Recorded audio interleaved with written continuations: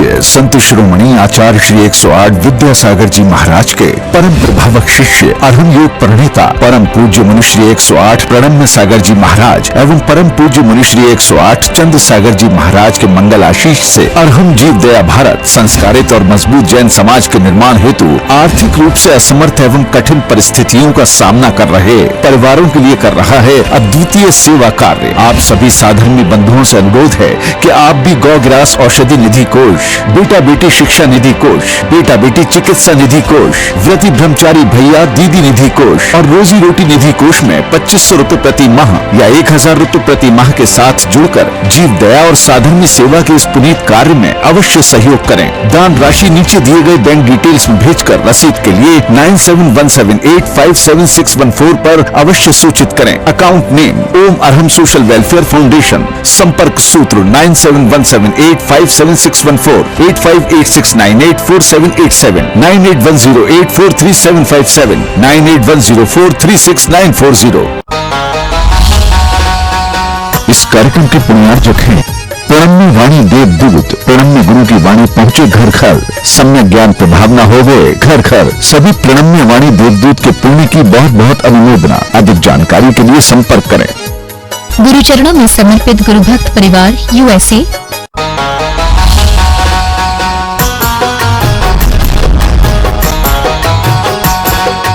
संत शिरोमणि आचार्य गुरुवंशी विद्यासागर जी महाराज की जय। अरहम योग प्रणेता पूज्य गुरुवंशी प्रणम्य सागर जी महाराज की जय। ओम अरहम नमः।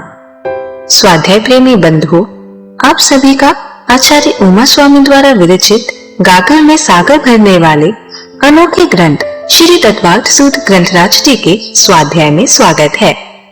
विगत 2 वर्षों में हमने तत्व विज्ञान अध्याय 1 से लेकर व्रत विज्ञान अध्याय 7 तक का सफर तय किया है और अब हम अपने अतिशय पुण्य फल से कर्म बंध विज्ञान अध्याय 8 के स्वाध्याय में कर्म बंध के बारे में जान सकेंगे। जो नए स्वाध्याय प्रेमी अब हमारे साथ जुड़ रहे हैं, वह पुराने अध्याय के छूटने का विकल्प न करें। निश्चित भाव से स्वाध्याय करें। मुनिश्री की सरस सरल वाणी में उन्हें यह जटिल विषय भी बड़ा आसानी से समझ में आएगा। स्वाध्याय प्रारंभ करने से पहले हम अध्याय 8 का सूत्र पाठ करते हैं ताकि हम इन्हें कंठस्थ कर सकें। यदि आपने पिछले अध्यायों की मौखिक सूत्र पाठन परीक्षा नहीं दी है तो भी आपको यह पाठ अवश्य करना चाहिए और इन्हें कंठस्थ करने का प्रयास करना चाहिए। मोक्ष मार्गस्य नेतारं भेत्तारं कर्म भूव्रतां ज्ञातारं विश्वतत्त्वानां वंदे तद्गुणलब्धये। मिथ्या दर्शना विरति प्रमाद कषाय योगा बंध हेतवः सकषायत्वात् जीवः कर्मणो योग्यान पुद्गला नादत्ते स बंधः प्रकृति स्थित्यनुभव प्रदेशास्तद विदयः आद्यो ज्ञान दर्शनावरण वेदनीय मोहनीयायुर्नाम गोत्रांतरायाः पंच नवद्वेष्टाविंशति चतुर्द्वि चत्वारिंशत् द्विपंच भेदा यथाक्रमम् मतिश्रुतावधि मनः पर्यय केवलानां चक्षुरवधि केवलानां निद्रा निद्रा निद्रा प्रचला प्रचला प्रचला स्त्यान ग्रद्धयश्च सतसत वेद्य दर्शन चारित्र मोहनीया कषाय कषाय वेदनीयाख्या स्त्री द्वि नव षोडश भेदा सम्यक्त मिथ्यात्व तद्वयान्य कषाय कषायौ हास्य रत्य रति शोक भय जुगुप्सा स्त्री पुण्य पुंसक वेदा अनंतानुबंध्य प्रत्याख्यान प्रत्याख्यान संजुलन विकल्पाश्चैकशः क्रोधमान माया लोभा नारक्तैर्यज्ञोन्मानुष दैवानि गति जाति शरीरांगोपांग निर्माण बंधन संघात संस्थान सहनन स्पर्श रस गंधान गंध वर्णानुपूर्व गुरु लघुपघात परघाता तपोद्योतोच्छ्वास विहायोगतः प्रत्येक शरीर त्रस्वभग सुस्वर शुभ सूक्ष्म पर्याप्ति स्थिरादे यशः कीर्ति सेतराणि तीर्थकरत्वंच उच्चैर नीचैश्च दानलाभ भोगोपभोग वीर्याणाम् आदितस्तिस्त्रणा मंत्रायस्य च 30 सागरोपम कोटि कोट्यः परा स्थितिः सप्ततिर्मोहनीयस्य विंशतिर्नाम गोत्रयोः त्रयस्त्रिंशत् सागरोपमान्यायुषः अपरा द्वादश मुहूर्ता वेदनीयस्य नाम गोत्रयोरष्टौ शेषाणा मंतर्मुहूर्ताः विपाकोऽनुभवः स यथानाम ततश्च निर्जरा नाम प्रत्ययाः सर्वतो योग विशेषात् सूक्ष्मैक क्षेत्रावगाः स्थिताः सर्वात्म प्रदेशेष्वनन्तानन्त प्रदेशाः सद्वेद्य शुभायोर्नाम गोत्राणि पुण्यम अतोन्यत पापम इति तत्वार सूत्रे अष्टमोध्याय। पूज्य मनुष्य कहते हैं कि सिर्फ सूत्रों का पाठन करने से ही हमारी विशुद्धि कई गुना बढ़ जाती है। हमने बंद के हेतुओं में आचार्य पूज्यपाद महाराज की प्रमाद की व्यापक परिभाषा को जाना। सर्वार्थ सिद्धि ग्रंथ के अनुसार कुशलेषु अनादरः प्रमादः अर्थात कुशल यानी जो हमारे लिए शुभ रूप मंगल रूप हितकारी है, उन कार्यों में अनादर का भाव होना।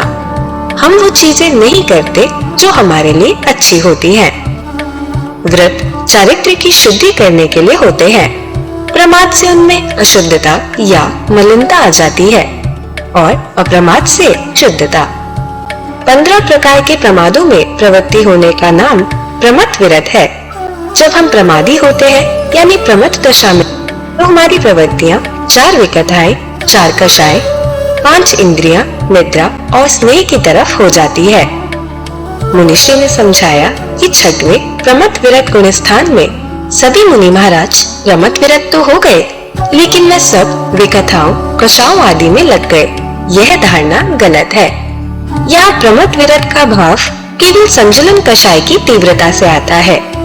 ये जरूरी नहीं कि वह विकथा आदि में प्रवृत्ति करेंगे ही। यह प्रमाद के बाहरी रूप है, लेकिन जहाँ ये प्रवृत्तियाँ हैं, वहाँ स्पष्ट रूप से जानबूझकर प्रमाद हो रहा है। हमने जाना प्रमाद के कारण जीव अप्रमत्त दशा की शुद्ध वृत्ति छोड़कर शुभ वृत्ति में आ जाता है। जैसे सत्य वचन धर्म का पालन करते हुए भाषा समिति बोलते हुए यदि वे किसी अप्रयोजनीय विषय की चर्चा खींच दे तो ये विकथा है। राग द्वेष को बढ़ाने वाली कथा विकथा हो जाती है। हमने जाना कि थकान दूर करने वाली निद्रा में भी प्रमाद है, हालांकि उसमें अंदर जागृति बनी रहती है, और बार बार सोने की इच्छा करना, उसमें सुख लेना बड़ा प्रमाद है। बिना वजह चेतन अचेतन पदार्थों से स्नेह भी प्रमाद दशा में ही संभव है। प्रमाद के भेदों में अनेक तरह की विकथाएं जैसे आत्म प्रशंसा करना, पर निंदा करना, बिना प्रयोजन की कथाएं करना, दूसरों की हार जीत की कथाएं करना आदि आती है। हमें इनसे बचना चाहिए। प्रमाद से हमारे अंदर उत्तम क्षमा आदि 10 धर्मों के भाव नहीं रह पाते। जैसे समय पर क्रोध करके हम बाद में सोचते हैं कि हमें क्षमा कर देना चाहिए था।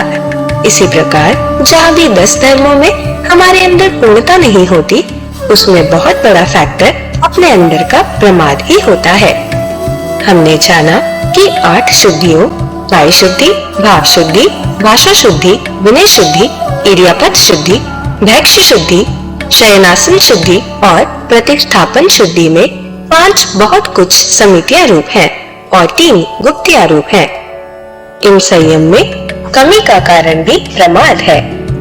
प्रमाद के कारण हम चीजों को अच्छी तरह से नहीं करते और मानते हैं जैसा है वैसा ठीक है। हमारी वृत्ति में अशुद्धता या दोषपूर्णता आती है। भाव शुद्धि, विनय शुद्धि आदि शुद्धियों में कमी आती है। भगवान की पूजा करते समय भावों में कमी आ जाती है। कार्य करने से पहले और कार्य करते समय भावों में अंतर आ जाता है। प्रमाद से कर्म के रूप में हमारे अंतरंग भाव भी प्रभावित होते हैं।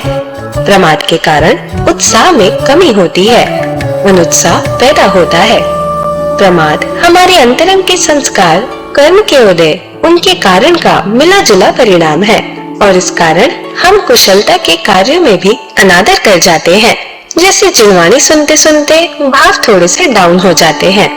शुद्ध भोजन करने का उत्साह बनाया, लेकिन अंजाम देने की सोचकर उत्साह अनुत्साह में बदल गया। प्रमाद हमारे ऊपर हावी होकर कहता है, क्यों व्यर्थ का कष्ट उठा रहे हो? हमें करना है तो करना है। इस बात से प्रमाद को जीता जाता है और उत्साह बड़ा रहता है। तो आइए अब हम चलते हैं कर्म बंध विज्ञान की कक्षा की ओर। मोक्ष मार्गस्य नेतारं भेक्तारं कर्म भूरतां ज्ञातारं विश्वतत्त्वानां वंदे तद्गुणलब्धे। देवादिदेव आदिम तीर्थंकर श्री ऋषभनाथ भगवान की, वर्तमान शासन नायक श्री वर्धमान महावीर भगवान की, परम पूज्य आचार्य गुरुवर श्री विद्यासागर जी महाराज की।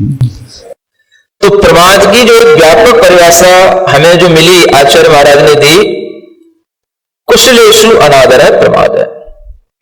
ये बहुत अच्छी परिभाषा है। जो जो चीजें हमारे लिए अच्छी हैं उनको हम नहीं कर रहे हैं, ये हमारे अपने प्रमाद के कारण से।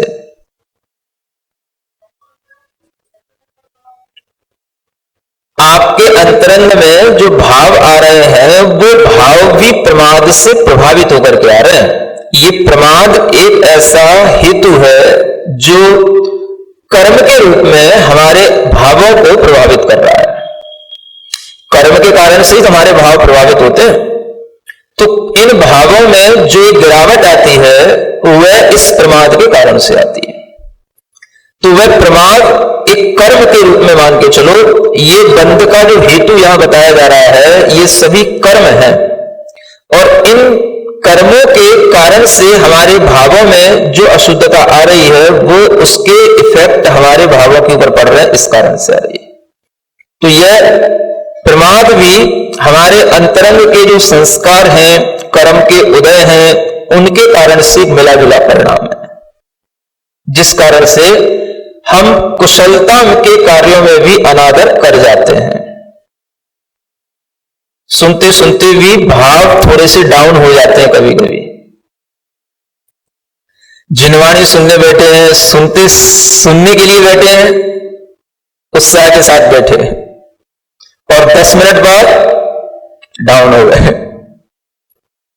क्या हो गया? प्रमाद आने लगा भीतर से। ये प्रमाद ही है जो अनुत्साह पैदा कर देता है। उत्साह में जो कमी आना ये प्रमाद के कारण से है। कोई भी अच्छा कार्य जो करने के लिए हमने उत्साह बनाया, हम शुद्ध भोजन करेंगे, साहब ने सोचा हम शुद्ध भोजन करेंगे, और सोचने के बाद में जैसे ही उसने इसको अंजाम देने की सोचा, अब शुद्ध भोजन करने के लिए हमें ये करना होगा, वो करना होगा, घर के लोग ऐसा कहेंगे, वैसा कहेंगे, उत्साह अनुत्साह में बदल गया, प्रमाद आपके ऊपर हावी हो गया। अगर आप उसको कार्य कर लेते कि नहीं हमें करना है तो करना है, तो वह आपका प्रमाद भाव जीता जाता, आपका उत्साह बना रहता, और आपके उत्साह में जहां कमी आई, कुशल क्रियाओं में जो आदर में कमी आई, वो नियम से इस प्रमाद के कारण से आई। तो भीतर से जब प्रमाद आ जाता है तो वो कहने लग जाता है इसके बिना भी चलता है, रहने दो, क्यों व्यर्थ का कष्ट उठा रहे हो। तो ये उस प्रमाद की ही देन है जिसके कारण से व्यक्ति सब कुछ समझते हुए भी अपने योग्य आचरण को नहीं कर पाता। हर चीज हमारे सामने है, सम्यक दर्शन के कारणों में भी नहीं लगना, विरक्ति के कारणों में भी नहीं लगना, और आगे बताई जाने वाली जो कसाय और योग हैं इनसे भी नहीं बचना। इन सबके बीचों बीच में ये प्रमाद डला हुआ है। दो इधर है हेतु और दो हेतु इधर है, और बीचों बीच में प्रमाद है। कसाय नहीं करनी थी, कर गए, किसके कारण से? प्रमाद के कारण से। योगों की प्रवृत्ति, जैसी हमें मन वचन कार्य की प्रवृत्ति, दुष्ट प्रवृत्ति हो गई, हमें वो नहीं करनी चाहिए थी, किसके कारण से हो गई? प्रमाद के कारण से। हमारे सम्यक्त में दोष लग गया, हमें भगवान के प्रति जैसा भाव श्रद्धा पूर्ण बनाए रखना चाहिए था वैसा नहीं रहा, प्रमाद के कारण से। देव श्रुत गुरु का अनादर का भाव भी आ गया, किसके कारण से? प्रमाद के कारण से। हमारी भक्ति में, विनय में कमी आ गई, किसके कारण से? प्रमाद के कारण से। जो व्रत लिए हैं उन व्रतों को पूर्ण रूप से पालन करने के लिए जो भाव शुद्धि होनी चाहिए उस शुद्धि में कमी आ गई, किसके कारण से? प्रमाद के कारण से। हमें पता है कि हमारा जीवन बुढ़ापे की ओर है, हमारा जीवन बहुत निकट है, लेकिन फिर भी हम कुछ भी संयम के साथ, व्रत के साथ, संलेखना की तैयारी के साथ नहीं चल रहे हैं, किसके कारण से? प्रमाद के कारण से। समझ आ रहा है? हमें पता है कि हमारे जीवन में अभी कोई भी ऐसी संभावनाएं नहीं है कि हम किसी भी तरह से अपना ग्रह त्याग कर पाए, लेकिन फिर भी हम घर में रहकर के भी किसी भी तरह से कोई भी व्रत संयम का भाव नहीं कर रहे हैं। ये भी किस कारण से? प्रमाद के कारण से। हम जानते हैं कि हम 8 मूल गुणों का पालन कर सकते हैं, लेकिन हम अपने आसपास के घर के लोगों को देख करके भी इतना सा नहीं कर पा रहे हैं, किसके कारण से? प्रमाद के कारण से। समझ आ रहा है? हमारे पास शक्ति है कि हम व्रत कर सकते हैं, उपवास कर सकते हैं, लेकिन फिर भी कोई हमसे थोड़ा सा कह देता है कि नहीं, ऐसा नहीं करना, वैसा नहीं करना, इससे हो जाएगा, उससे हो जाएगा, और हम नहीं करते, किसके कारण से? प्रमाद के कारण से। समझ में आ रहा है? ये सब कुछ यहां पर पूरा का पूरा जो कार्यभार है, ये सब पूरा प्रमाद ही संभाले हुए है। कुशलता में अनादर। जो भी अच्छे कार्य हैं, मैं सिर्फ इसी सूत्र की व्याख्या कर रहा हूं जो आचार्य पूज्यपाद महाराज का ये सूत्र बहुत अच्छा लगता है, कुशलेषु अनादर। जो भी अच्छे कार्य हैं उन अच्छे कार्यों में मन का नहीं लगना, लगते लगते छूट जाना, उत्साह में कमी आ जाना, उसका भी जितना हमें विनय, आदर और श्रद्धा के भाव में होना चाहिए था वो नहीं होना, और हम उसको स्वीकार भी कर लेते हैं, ये भी ठीक है। तो किसके कारण से? प्रमाद के कारण से। माने हमको प्रमाद भी अच्छा लगता है। क्या अच्छा लगता है? प्रमाद भी धीरे धीरे अच्छा लगने लग जाता है। नहीं है तो ठीक है, ऐसा इसलिए नहीं हो सकता क्योंकि ये कारण है, जबकि वो इतना कोई सशक्त कारण नहीं है। सबसे भीतरी कारण जो हमारा है वो हमारा प्रमाद।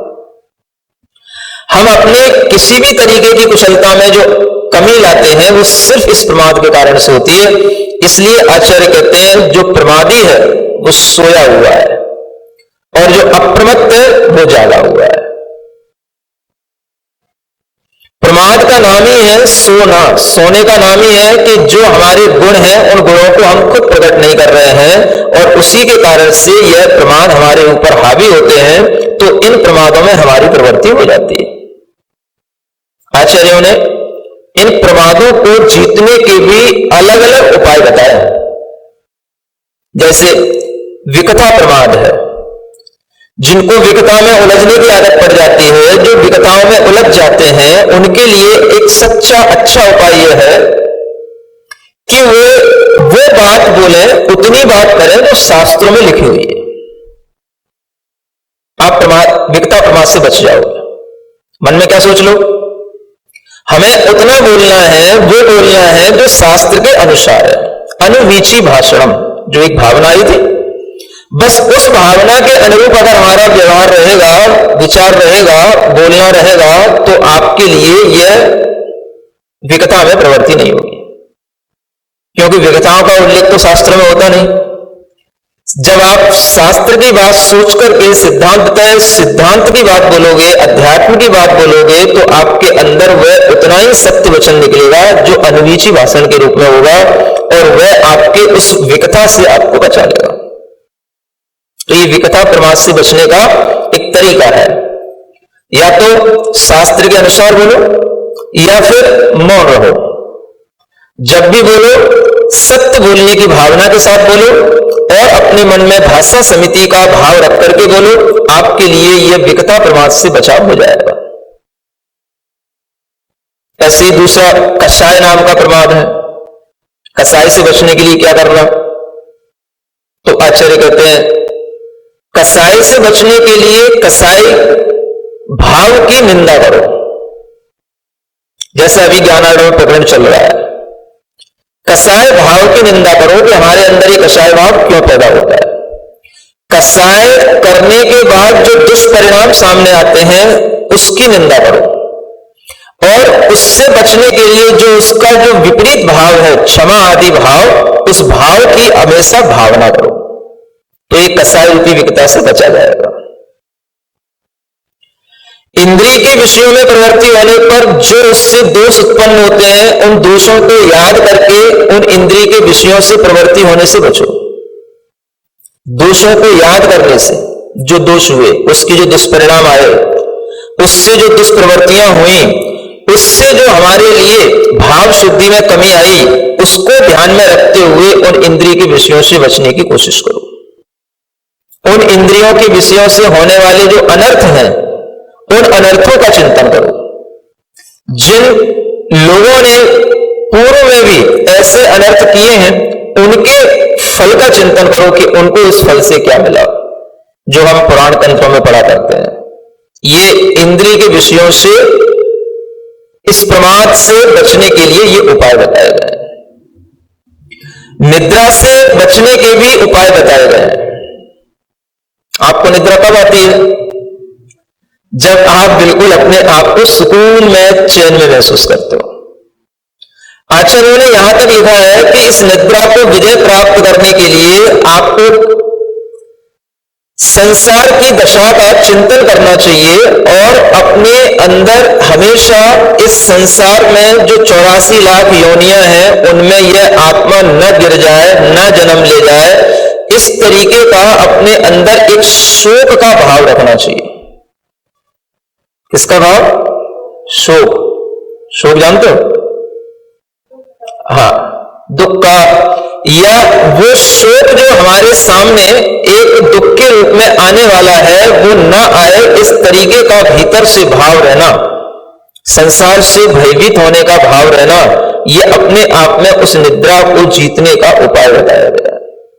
या अच्छा जिसमें आपका मन लगता है, ऐसे किसी स्वाध्याय के किसी भी अनुयोग में अपनी प्रवृत्ति करना, और तत्व चिंतन करते हुए अपनी उस निद्रा के भाव को जीतना, ये उसकी निद्रा प्रमाद को जीतने का उपाय है।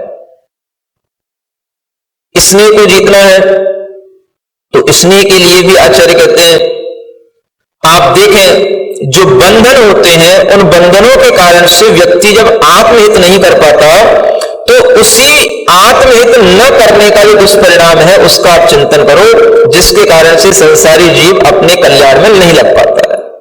ये सबसे बड़ा स्नेह का ऐसा भाव अपने मन में लाओ, आपको स्नेह छूट जाएगा। दूसरा, ये जो स्नेह होता है वो स्थिर नहीं होता। जो भी बंधुता होती है वो सब अस्थिर होती है। आप उसे अस्थिर मान करके चलो।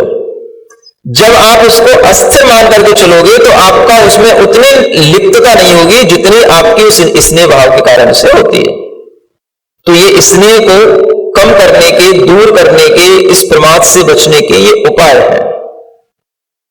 पांचों प्रकार के ये जो प्रवृत्तियां हैं, प्रमाद के ये जो भेद हैं, इन सब से बचने के उपाय भी आचार्यों ने बताए हैं। इसलिए बंध के जो हेतु हैं वो सब हमारे भीतर पड़े हुए हैं, बाहर नहीं है।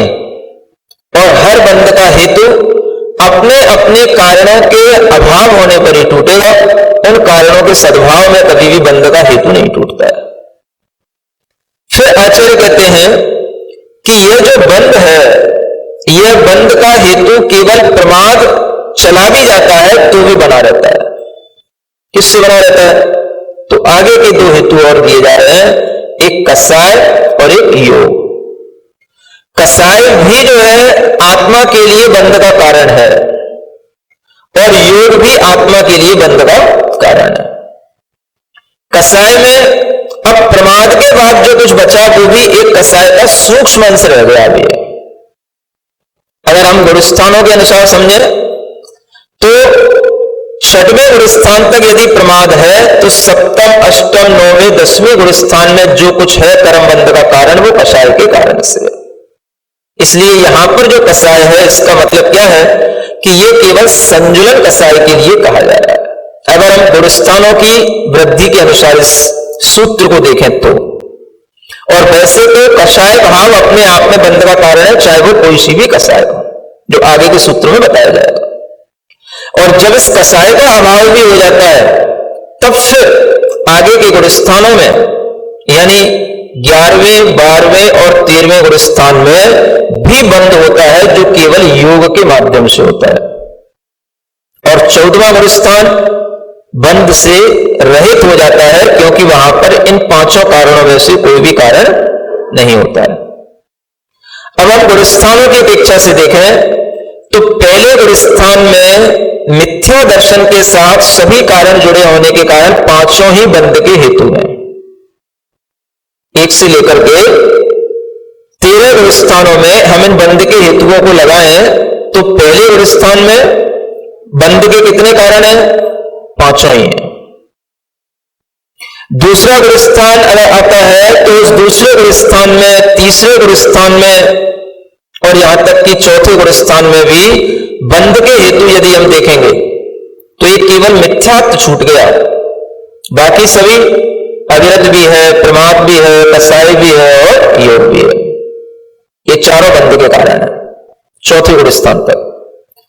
पांचवें गुणस्थान में भी देखें अभी अविरति पूरी गई नहीं है, तो उसमें अभी मिश्र रूप परिणाम है, कुछ विरति है कुछ अविरति है। इस कारण से देखें तो हम इस हेतु को पांचवें गुणस्थान में भी ले सकते हैं, अविरति, प्रमाद, कषाय और योग। लेकिन वो अविरति कैसी है? मिश्र रूप है, कुछ विरति भी आ गई है, इसलिए वह मिश्र रूप अविरति के साथ में ऊपर के तीनों कारण बन जाने से चारों कारण पांचवें गुणस्थान में भी हैं। धन्य है हमारा पुण्य जो मुनिश्री ने हमें कर्म बंध जैसे कठिन विषय को इतना सरल करके समझाया, ताकि हम डेली लाइफ में कर्म बंध के कारणों को जानकर उनसे बच सकें। और यह ज्ञान आप अपने परिवार, मित्र, समाज के लोगों को इस स्वाध्याय से जोड़कर दे सकते हैं। आप सिर्फ उन्हें हमारी वेबसाइट ttv.arham.yoga शेयर करें और उन्हें ये सभी क्लासेस एक साथ मिलने लगेंगी। अभ्यास प्रश्न करके अपने ज्ञान को प्रगाढ़ बनाने का मौका और आज के सवाल में पुरस्कार जीतने का मौका भी मिलेगा। तो आज ही अपने बच्चों को, मित्रगणों को और परिवारजनों को इससे जोड़ें और अपना और उनका पुण्य बढ़ाएं। ओम अरहम नमः। तो चलिए आज की कक्षा की एक क्विक रिवीजन कर लेते हैं। हमने जाना कि बंध के हेतुओं में प्रमाद, मिथ्यात्व, अविरति और कषाय योग के बीच में आता है। प्रमाद के कारण व्यक्ति सब कुछ समझते हुए भी अपने योग्य आचरण नहीं कर पाता, सम्यक दर्शन और विरति के कारणों में नहीं लग पाता, कषाय और मन वचन काय की दुष्ट प्रवृत्ति कर जाता है। प्रमाद के कारण से सम्यक में दोष लगता है, वेद शास्त्र गुरु के अनादर का भाव आता है, भक्ति में, विनय में कमी आती है, व्रत पालन के लिए भाव शुद्धि में कमी आती है, बुढ़ापे में भी संयम व्रत के साथ संलेखना करने की तैयारी नहीं करते। इसके कारण ही हम आसपास के लोगों को देखकर 8 मूल गुणों का पालन भी नहीं करते हैं, घर में व्रत संयम का भाव नहीं करते, शक्ति होते हुए भी व्रत उपवास नहीं करते। यह सब प्रमाद के कारण कुशलता में अनादर है। इससे अच्छे कार्यों में मन नहीं लगता, लगते लगते छूट जाता है, उत्साह में कमी है। धीरे धीरे हमें प्रमाद भी अच्छा लगने लग जाता है। आचार्य कहते हैं जो प्रमादी है वह सोया हुआ है, जो अप्रमत्त है वह जागा हुआ है। प्रमाद का नाम ही सोना है, क्योंकि हम अपने गुणों को खुद प्रकट नहीं कर रहे। आचार्यों ने इन प्रमादों को जीतने के भी अलग अलग उपाय बताए हैं। विकटा प्रमाद से बचने के लिए हम अनुवीची भाषणम भावना के अनुरूप व्यवहार करें। क्योंकि शास्त्रों में विकटाओं का उल्लेख नहीं होता, इसलिए उतना ही बोले जो शास्त्रों के अनुसार हो, या फिर मौन रहे। हमेशा सत्य बोलने की भावना और भाषा समिति का भाव रखकर बोलें। कषाय प्रमाद से बचने के लिए हम कषाय भाव की, उसके दुष्परिणामों की निंदा करें और कषाय के विपरीत क्षमादि भावों की भावना करें। इंद्रिय विषयों में प्रवृत्ति से बचने के लिए उससे उत्पन्न दोषों को याद करे। इन दुष्प्रवृत्तियों से आई भाव विशुद्धि में कमी को ध्यान में रखकर इनसे बचने की कोशिश करे। पुराण ग्रंथों को पढ़कर इनसे होने वाले अनर्थों और उनके फल का चिंतन करे। सुकून और चैन में निद्रा आती है। इससे बचने के लिए हम संसार की दशा का चिंतन करें। संसार से भयभीत होने का भाव रखें कि कहीं हमारी आत्मा 84 लाख योनियों में गिर ना जाए, उनमें जन्म न ले ले। आगामी दुख से शोक का भाव रखें या फिर किसी भी अनुयोग के स्वाध्याय में मन लगाकर उसका चिंतन करें। स्नेह प्रमाद को कम करने के लिए हम चिंतन करें कि इन बंधनों के कारण हम आत्महित नहीं कर पाते, अपने कल्याण में नहीं लग पाते। यह स्नेह बंधता अस्थिर होती है। इसे अस्थिर मानने से इनमें लिप्तता कम होती है। हमने जाना बंध के हेतु हमारे भीतर पड़े होते हैं, बाहर नहीं। आचार्यों द्वारा बताए उपायों के प्रभाव से ही 500 प्रकार की प्रमाद की प्रवृत्तियां छूटती है। प्रमाद छूटने के बाद भी 2 बंध के हेतु बच जाते हैं, कषाय और योग। यहाँ कषाय का अब एक सूक्ष्म अंश रह जाता है, क्योंकि प्रमाद 6वें गुण स्थान तक है और इसके बाद 7वें से 10वें गुण स्थान तक मात्र संजुलन कषाय है और 11वें से 13वें गुण स्थान में केवल योग है। 14वां गुण स्थान बंध रहित होता है। हमने गुण स्थानों के अनुसार कर्म बंध के कारणों को जाना। पहले गुण स्थान में मिथ्या दर्शन आदि सभी 5 कारण होते हैं। दूसरे से चौथे गुण स्थान में मिथ्यात्व के अभाव के कारण अविरति से लेकर योग तक 4 कारण होते हैं। 5वें गुण स्थान में अविरति पूरी तरह नहीं जाती। मिश्र रूप कुछ विरति कुछ अविरति रहती है, इसलिए इस गुण स्थान में भी बंध के 4 कारण होते हैं। तो चलिए अब हम सभी जुड़वाणी स्तुति करेंगे और तत्पश्चात समय होगा आज के सवाल का।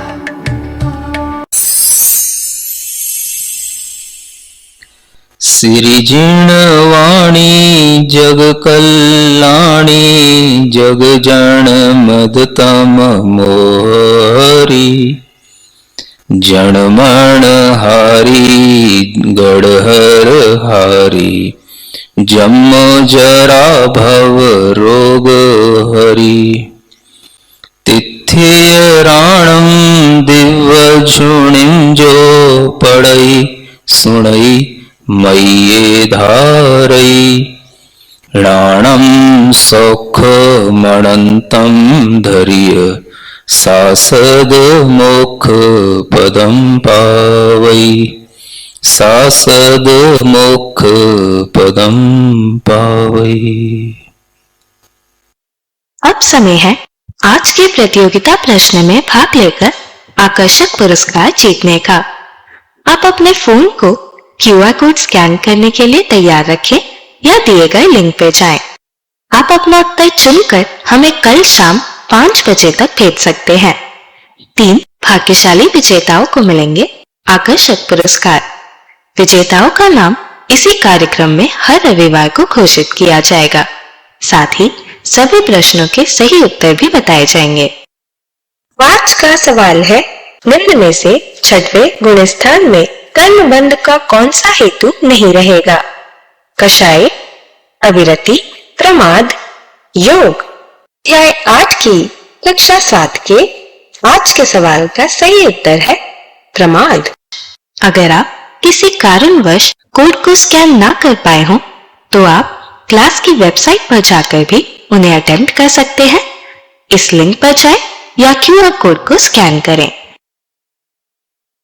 जो चक्रवर्ती होते हैं उनके पास में जो संपदा होती है, बड़े बड़े राज्यों के वो स्वामी होते हैं, उनके लिए गांव, नगर, अटंब, अनेक तरह के ऐसे पुर इत्यादि होते हैं जिनके वो स्वामी होते हैं। उनका यह वर्णन किया जा रहा है कि जो अनेक करोड़ों करोड़ों ऐसे 26,000 पुर होते हैं जिनके चारों ओर 4 दरवाजे होते हैं। आपने देखा होगा पहले के नगर जो होते थे उनमें 4 दरवाजे हुआ करते थे। आगरा में भी है कि नहीं है? पुराने नगरों में हुआ करते थे, वो दरवाजे बंद हो जाते थे, नगर सेफ हो जाता था। वह ऐसे 26,000 नगरों के जिन वह स्वामी होते हैं, जिनको 500 गांव जुड़ते हैं उसे अटंब बोलते हैं। ऐसे 4000 अटंबों के वो स्वामी होते हैं। पर्वत और नदी के किनारे जो खेत होते हैं ऐसे 16,000 खेतों के वो स्वामी होते हैं। अनेक प्रकार के करवट होते हैं। ये पहले के नाम होते थे, खेत, करवट। करवट उनको कहते हैं कि जो पर्वत को घेरे हुए द्वीप होते हैं उनके आसपास उन्हें करवट बोलते हैं। ऐसे 24,000 वो करवटों के स्वामी होते हैं। पत्तन बोलते हैं, जैसे आप लोग आजकल ये विशाखापत्तन वगैरह बोलते हैं, समुद्र के किनारे होते हैं। ऐसे पत्तन होते हैं जहां पर वह अनेक तरह के रत्न उपजते हैं। 48,000 पत्तनों के स्वामी होते हैं। द्रोणमुख होते हैं, जो सागरों के किनारों पर जो घाट होते हैं उन पर जो स्थान बने होते हैं उन्हें द्रोणमुख कहते हैं। ऐसे 1 लाख द्रोणमुख के स्वामी होते हैं। पर्वतों के ऊपर जो स्थान बने रहते हैं उन्हें संवाहन कहते हैं। ऐसे 14,000 स्थानों के वो स्वामी होते हैं। अनेक 28,000 दुर्ग बड़े बड़े जहां पर की कोई शत्रु प्रवेश ना कर सके वो उसके स्वामी होते हैं। अनेक उप समुद्रों के अंदर भी और भी द्वीप होते हैं, अंतरद्वीप उन्हें कहते हैं, उनके भी वो स्वामी होते हैं। बड़े बड़े समुद्रों में भी वो रत्नाकर होते हैं। रत्नाकर में जहां अनेकों करोड़ों रत्न होते हैं ऐसे 26,000 रत्नाकरों के वो स्वामी होते हैं। रत्नों के कुंड जहां पर होते हैं ऐसे रत्नों की धरा के वो स्वामी होते हैं। और इस तरह के पूर्व स्थानों के स्वामी वह एकमात्र चक्रवर्ती होते हैं। चक्रवर्ती कभी लड़ने झगड़ने से नहीं बनते, वोटिंग से नहीं बनते, ये सब बनते हैं तीव्र पुण्य के उदय से। कितने जन्म में उन्होंने मुनि पद पाया और मुनि पद में भी वह अंतिम समाधि मरण कैसे कष्ट के साथ हुआ, कभी अजगर लील गया, कभी कुछ हो गया, लेकिन फिर भी वह अपनी साधना से नहीं डिगे। ऐसे पुण्य से वह आज चक्रवर्ती बने हैं। देखो उस पुण्य की संपदा, दूसरे की संपदा देख पाओगे कि नहीं देख पाओगे? ईर्ष्या तो नहीं होगी? ईर्ष्या भी अगर ऐसी संपदाओं से हो जाए तो भी अच्छी बात है, क्योंकि कम से कम आप में मन तो बन जाएगा कि चलो हम भी ऐसे कभी चक्रवर्ती बनेंगे। तो ऐसे ही मुनि बनकर के, साधना करके ही, मुनि बनकर के ही हम चक्रवर्ती बन पाएंगे। समझ आ रहा है? देखो क्या होता है। बरगयंद 84 लाख, बड़े बड़े हाथी होते हैं जिन्हें 84 लाख हाथी होते हैं। कितने? ये मत पूछना कहां रहेंगे, तुम्हारा आगरा छोटा पड़ जाएगा। 18 करोड़ बहुत बड़े बड़े तेजी से दौड़ने वाले घोड़े होते हैं जो हवा से बातें करते हैं। 84 करोड़ प्रमाण, अनेक प्रकार के बड़े बड़े उनके पैदक संघ होते हैं। और 96,000 उनकी रानियां होती हैं। कितनी? गस खा की गिरमत पड़ना भाई। कितनी? एक चक्रवर्ती की 96,000 रानियां होती हैं। बोलो बोलो, एक बार बोल के बताओ। 96,000, मतलब सही समझ में आ रहा आपको? ऐसी वह अनेक तरह की संपदा को धारण करने वाले और शरीर से अति मनोज्ञ समचतुर संस्थान, उत्कृष्ट बल, अनेक प्रकार के उनके लिए मिलेच्छादी राजा भी उनके चरणों की सेवा करने वाले, और 32,000 मुकुटबद्ध राजा जिनके चरणों में बैठ करके हमेशा प्रणाम करके उनकी आज्ञा पाने की इच्छा करते हैं। ऐसे वह चक्रवर्ती होते हैं जिनके पास में 9 निधियां होती हैं और 14 रत्न होते हैं।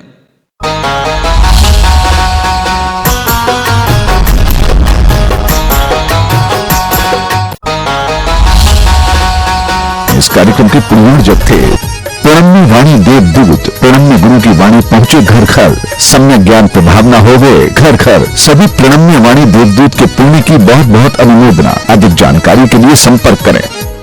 गुरु चरणों में समर्पित गुरु भक्त परिवार USA। परम पूज्य संत शिरोमणि आचार्य श्री 108 विद्यासागर जी महाराज के परम प्रभावक शिष्य, अर्हम योग प्रणेता परम पूज्य मुनि श्री 108 प्रणम्य सागर जी महाराज एवं परम पूज्य मुनि श्री 108 चंद सागर जी महाराज के मंगल आशीष से अर्हम जीव दया भारत संस्कारित और मजबूत जैन समाज के निर्माण हेतु आर्थिक रूप से असमर्थ एवं कठिन परिस्थितियों का सामना कर रहे परिवारों के लिए कर रहा है अद्वितीय सेवा कार्य। आप सभी साधर्मी बंधुओं से अनुरोध है कि आप भी गौ ग्रास औषधि निधि कोष, बेटा बेटी शिक्षा निधि कोष, बेटा बेटी चिकित्सा निधि कोष, व्रती ब्रह्मचारी भैया दीदी निधि कोष और रोजी रोटी निधि कोष में 2500 रूपए प्रति माह या 1000 रूपए प्रति माह के साथ जुड़कर जीव दया और साधर्मी सेवा के इस पुनीत कार्य में अवश्य सहयोग करें। दान राशि नीचे दिए गए बैंक डिटेल्स में भेजकर रसीद के लिए 9717857614 पर अवश्य सूचित करें। अकाउंट नेम ओम अरहम सोशल वेलफेयर फाउंडेशन। संपर्क सूत्र 9717857614, 8586984787, 9810843757, 9810436940।